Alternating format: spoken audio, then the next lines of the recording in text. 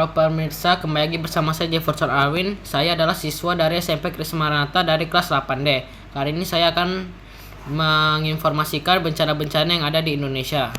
Oke, pada pemirsa hari ini saya akan menginformasikan 3 bencana. Bencana pertama adalah gempa bumi. Gempa bumi adalah suatu bencana yang terjadi karena pergeseran lempeng yang menyebabkan terjadinya gempa, dan gempa pernah terjadi di kota Manado pada tahun 2024 yang menyebabkan rumah-rumah rusak, kerugian ekonomi, fasilitas umum rusak, dan memakan banyak sekali korban jiwa. Dan gedung-gedung yang ada di kota tersebut akan jatuh, roboh, dan tertimpa kepada orang-orang yang berada di jalan. Penyebabnya adalah pergeseran lempeng yang menyebabkan saling tabrakan, lempeng tersebut saling menabrak dan terjadinya lah gempa. Dampaknya adalah kerugian ekonomi, fasilitas umum, kerugian ekonomi, dan memakan banyak korban jiwa. Pola adaptasinya adalah melakukan living food bank, yaitu menanam tanaman kelapa, palawija, jengkol, rambutan, pisang, ubi kayu, ubi jalar, dan lain-lainnya. Solusinya adalah kita harus bersembunyi di bawah meja, karena di bawah meja dapat mengurangi kecelakaan-kecelakaan yang akan menimpa kita, seperti semen-semen atau tembok-tembok yang akan menimpa kepala kita sampai kita mengalami saraf otak dan kerusakan di saraf otak. Dan kita juga harus menyediakan kotak P3K agar bisa selamat, dan kita harus menyediakan makanan-makanan yang cukup untuk kita bertahan hidup sampai ada pertolongan yang datang. Baik, itu saja pada bencana ke-1. Baik, saya sekarang akan menjelaskan bencana yang kedua, yaitu adalah badai salju. Badai salju adalah angin kencang yang terus menerus atau hembusan angin kencang dengan kecepatan 30 mil per jam atau lebih, dan dapat mengurangi jarak pandang hingga kurang dari 1/4 mil, yang pernah terjadi pada tahun 2024 di bagian Mid-Atlantic dan New England yang berada di Amerika Serikat Timur Laut. Mitigasinya adalah membuat api unggun atau menyalakan api. Dampak-dampaknya adalah salju yang tebal, jarak pandang 0, jalan tertutup, alat transportasi tidak dapat digunakan, dapat memakan korban jiwa, susah untuk bertahan hidup, kedinginan hingga dapat membuat kita mati, listrik padam, kerugian, aktivitas menjadi susah, rumah tertutup salju, salju yang tebal, fasilitas umum rusak, dan jarak pandang tertutup. Penyebabnya adalah cuaca dingin, awan menampung air yang berat atau yang banyak, dan angin kencang.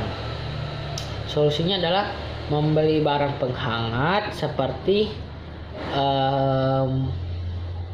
penghangat ruangan, sekop salju, atau sekop salju itu menggeserkan salju itu dari pintu, menggunakan baju tebal agar tidak kedinginan. Prabencananya adalah penghangat ruangan, membeli stok makanan, siapkan senter, siapkan sekop, menyiapkan korek api, menyiapkan kotak P3K. Bencananya adalah minum alkohol, menggunakan baju tebal pada saat keluar rumah agar tidak merasa kedinginan, buat api unggun, menyalakan penghangat ruangan, menggunakan senter untuk menerangi jalan.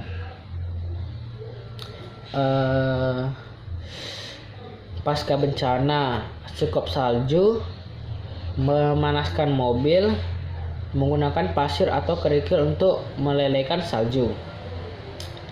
Badai salju terbentuk karena sistem tekanan rendah yang mengangkat udara lembah ke atmosfer. Hanya itu saja yang ada di bencana kedua. Kali ini saya akan menjelaskan bencana yang ketiga, yaitu gelombang panas yang ada di Indonesia. Gelombang panas adalah kondisi udara panas yang berkepanjangan selama 5 hari atau lebih secara berturut-turut. Suhu maksimum yang rata-rata ada di Indonesia adalah 38 derajat Celcius ke atas atau 40 derajat Celcius ke atas. Yang pernah terjadi di Indonesia yaitu satu negaranya yang terkena panas karena suhu rata-ratanya sangat tinggi yang terjadi pada bulan Oktober pada tahun 2004. Penyebabnya adalah suhu rata-ratanya di atas 40 derajat Celcius ke atas suhu lebih. Prabencananya, pasang AC, stok makanan, banyak minum air putih, menyediakan kota P3K karena dapat mengurangi luka-luka yang kita alami seperti luka bakar pada kulit. Siapkan payung agar tidak merasakan panas saat keluar rumah.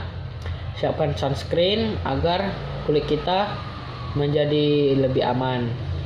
Pakai mobil agar tidak terasa panas.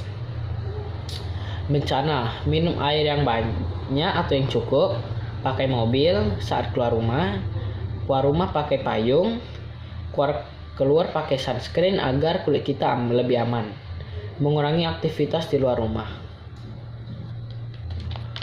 Dan pasca bencana adalah memperbaiki fasilitas umum dan reboisasi.